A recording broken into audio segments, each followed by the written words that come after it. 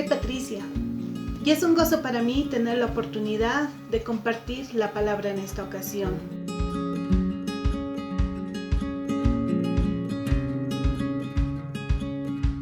¿Te gustan las novelas, historias, series o películas?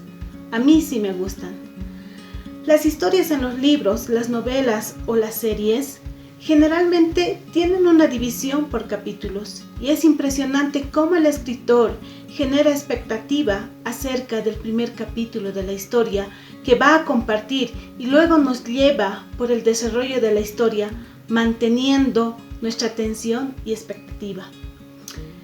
Precisamente en la historia del árbol de Isaí que iniciamos en la anterior sesión, encontraremos el tesoro más precioso que tiene que ver con el Dios creador y el inicio de su historia con la humanidad, que también es nuestra historia.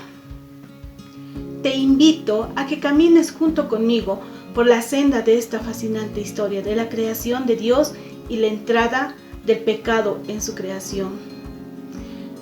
Esta maravillosa historia comienza con un despliegue impresionante de la creatividad en el que Dios, con el poder de su palabra, encendió las luces a su primer acto. El Dios creador no usó materiales, no tuvo un taller, tampoco herramientas.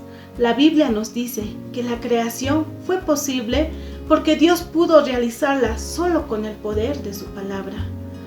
Cuando nosotros queremos hacer algo, necesitamos materiales. A mí me gusta hacer manualidades, pero no puedo hacer nada si no tengo materiales o instrumentos para trabajar. Pero en el caso de Dios, todo fue distinto. Dios solo habló y todo comenzó a existir. Nuestro pasaje en Génesis 1:26 nos habla sobre la obra maestra de Dios al crear al hombre a su imagen y semejanza.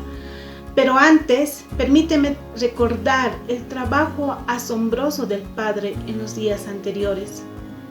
Inicialmente, Dios creó la luz para eliminar las tinieblas, y la luz apareció solo porque Dios lo ordenó. Ese día separó la luz de las tinieblas.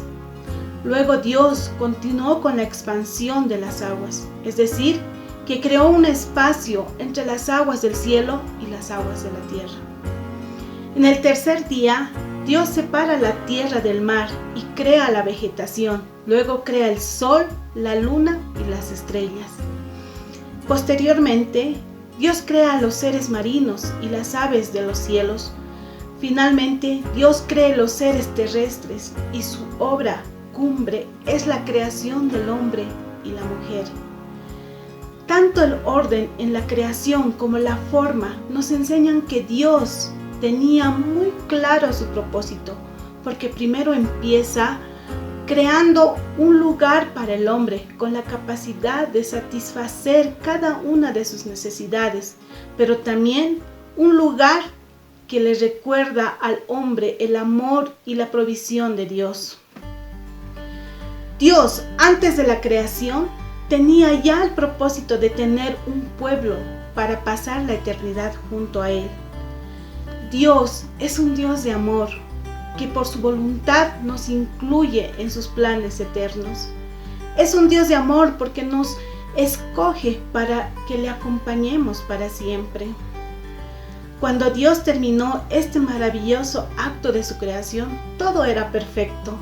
El hombre y la mujer también eran perfectos. Amaban a su Creador y estaban felices por la comunión que tenían, siendo su mayor anhelo darle la gloria en todo lo que hacían. Toda la creación refleja la gloria y la grandeza de Dios, pero sobre todo brillaba el gran amor que tenía por la humanidad para ser manifestado en una relación de amor y adoración eterna. Dios bendijo al hombre y a la mujer, diciéndoles que sean fructíferos y se multipliquen para llenar la tierra, gobernar sobre ella y sobre todos los peces, aves y animales que corren por el suelo. Si das una mirada a tu alrededor, recuerda que todo lo que hay tiene un inicio, todo lo que ves tiene un creador. Como dice el salmista, que los cielos proclaman la gloria de Dios y el firmamento anuncian la obra de sus manos. ¿Estás disfrutando hoy de la maravillosa obra de Dios en tu vida? Mirar por tu ventana en este momento te recuerda del gran amor de Dios. ¿Celebras continuamente la creatividad y el amor de Dios en tu vida? Hasta este punto de nuestra historia pudimos ver la majestad de los cielos obrando de una manera impresionante. Luego de haber recorrido por el maravilloso momento de la creación, nos toca recorrer por un sendero triste que conocemos como la caída. Dios le dijo al hombre que podía comer libremente del fruto de cualquier árbol, excepto del árbol del conocimiento del bien y el mal, ya que si comían de su fruto, morirían.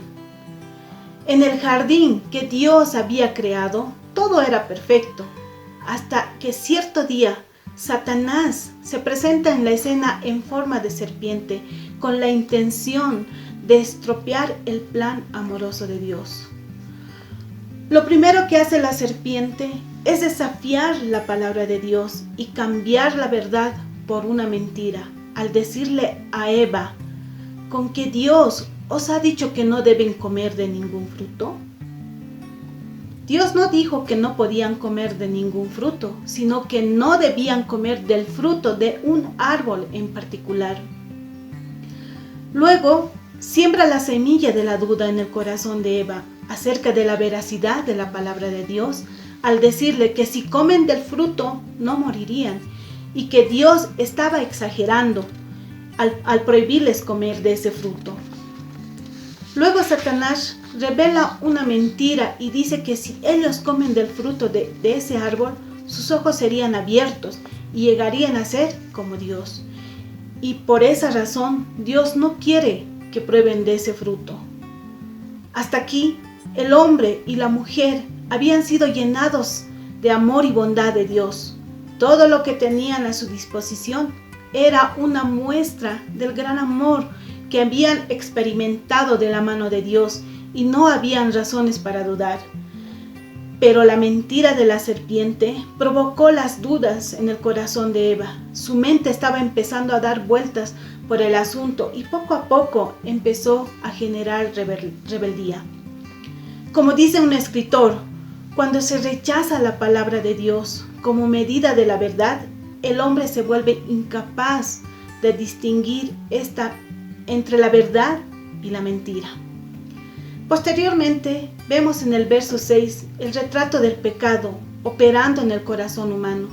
Vemos a Eva mirando el árbol y creyendo que el fruto era bueno para comer. Ahora, Eva ya no era guiada por la palabra de Dios y sus deseos más profundos tomaron las riendas de sus acciones. Ella sometió su mente a sus deseos carnales en base a una mentira. Fueron convencidos de que Dios no los amaba y que no necesitaban de Él. Otro escritor dice, el pecado surge espontáneamente como un deseo de parte de Satanás de independizarse de Dios y de querer ser como el Altísimo. Adán y Eva tuvieron el mismo deseo. Pero no todo es el pecado de Eva, sino también de Adán, ya que inicialmente no ejerció la autoridad que Dios le había dado sobre el resto de la creación. También no consideró la palabra de Dios con respecto a no comer del fruto de ese árbol. Y finalmente no ejerció su autoridad de gobernar su casa como el líder espiritual que debía ser y permitió que Eva tome las decisiones de la familia. Eva quedó convencida por la serpiente y vio el fruto como algo delicioso. Eva ambicionó la sabiduría que le daría y comió del fruto, y luego le dio de comer también a su esposo Adán. De esa forma, Adán y Eva desobedecieron a Dios y la relación más hermosa que tenía se rompió. De esta forma, la caída ocurrió y los resultados de esta caída llegaron más allá de Adán y Eva. Tú y yo somos pecadores en Adán, no solo en algunas áreas, sino que estamos completamente corruptos y, como dice un escritor, somos pecadores no porque pecamos, sino que pecamos porque somos pecadores. Por esta razón, el salmista se lamenta cuando dice: soy malo desde que nací, soy pecador desde el seno de mi madre. De esa forma, Adán comenzó a morir desde ese día. Hubo una muerte espiritual, pero también es el inicio de una muerte física. Los efectos del pecado comienzan a funcionar en su cuerpo. El proceso de envejecer ha iniciado, y si esto sigue así, quedará separado eternamente de Dios. La evidencia de su muerte espiritual es que ahora no quieren ver a Dios. Adán y Eva se esconden de Dios, les aterra verlo, quieren huir de él, pero Dios sabe exactamente dónde están. Y al preguntarle a Adán: ¿dónde estás?, Dios solo estaba intentando producir una confesión en ellos, que reconocieran su separación de Dios y que confiesen que no quieren verlo porque quisieron tomar las riendas de su vida sin la guía de Dios. Adán dice en el verso 10 de Génesis 3: tuve miedo porque estaba desnudo y me escondí. Vemos en esta respuesta que para Adán y Eva ya no hay gozo ni deleite en Dios. Ahora hay miedo, hay terror, hay vergüenza. A partir de ese día, toda persona que nace llega a este mundo con ese mismo estado de querer huir de Dios, de no querer acercarse a Él.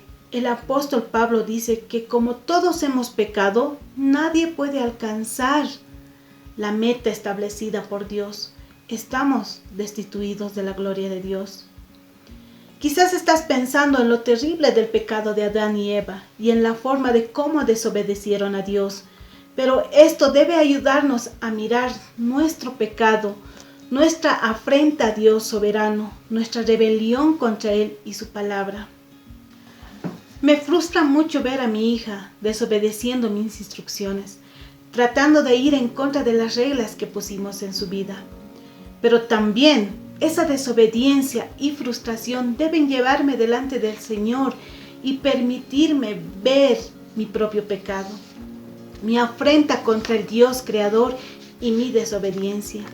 Al ver que mi hija necesita de la gracia de Dios, puedo ver con claridad que yo también soy una persona que requiere de la gracia de Dios. Casi al final de esta caminata, Dios tuvo que tomar la decisión de echar a Adán y Eva del jardín, y ese paraíso ya no podía seguir siendo más su hogar. En nuestro asombroso recorrido, la historia pudo haber tenido ese final triste y todo lo demás sería así, pero Dios no dejó así las cosas. Él no podía dejar en esa condición a su creación. Por esta razón, antes de que Adán y Eva salgan del huerto, Dios nuevamente les mostró su gran amor al proveerles de túnicas hechas de pieles para cubrirse. Dios declara su sentencia. La serpiente es maldecida más que todos los animales. Le dice que andará sobre su vientre, arrastrándose por el polvo durante toda su vida, y eso será un recordatorio visible de las consecuencias del pecado del hombre. Ahora, en el verso 15 de Génesis 3, mientras se dirige a Satanás, Dios hace la primera gran promesa de esperanza de redención al hombre. El verso 15 dice que la simiente de la serpiente herirá o aplastará el calcañar de la simiente de la mujer, y la simiente de la mujer herirá o aplastará la cabeza de la simiente de la serpiente. En ambos casos hay una herida, pero la herida del calcañar o el talón no es una herida de muerte, pero sí la herida sobre la simiente de la serpiente, porque su cabeza será aplastada. Esto nos muestra que los hijos de Dios o la simiente de la mujer tendrán sufrimientos ocasionados por las manos de Satanás, pero al final hay un triunfo grandioso de los hijos de Dios sobre Satanás y su descendencia. Génesis 3:15 nos muestra por primera vez el Evangelio, y la simiente de la mujer es una referencia a nuestro Señor Jesucristo, el descendiente del árbol de Isaí, quien sería herido por Satanás en la cruz del Calvario. Pero Cristo le dio una herida o golpe mortal, resucitando al tercer día. Por eso este pasaje es conocido como el primer Evangelio, porque trae seguridad, esperanza para todos aquellos que confían en el Señor en medio del dolor y el sufrimiento ocasionado por el pecado. Qué impresionante es ver que la palabra de Dios le dedica 2 capítulos a la creación, un capítulo a la caída y el resto de la Biblia al asombroso rescate de Dios en busca de sus hijos, en busca de sus criaturas, tratando cada vez con su vergüenza, inclinándose a cubrir su desnudez, cubriendo su culpa y restaurándoles a su posición inicial de ser los portadores de la imagen de Dios y la proclamación de su gloria. De esta forma, podemos ver al Dios creador, amoroso y misericordioso, llenando de favores a su creación.